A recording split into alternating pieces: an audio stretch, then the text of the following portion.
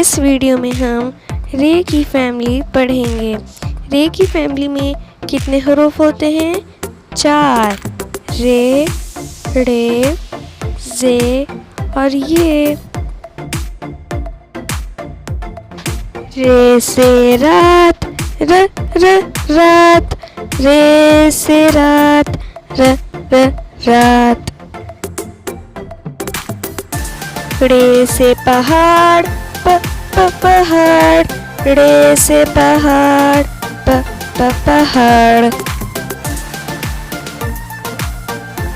ڑے سے کوئی لفظ شروع نہیں ہوتا، ڑے آخر میں یا درمیان میں آتا ہے۔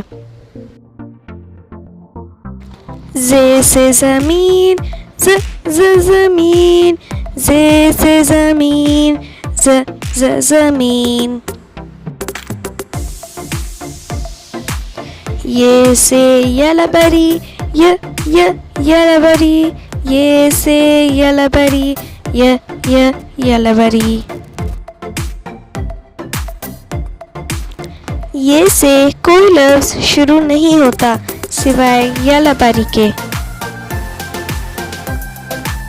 تو اب ہم حروف جوڑیں گے۔ رے الف را، تے ساکن، رات، رے سے رات۔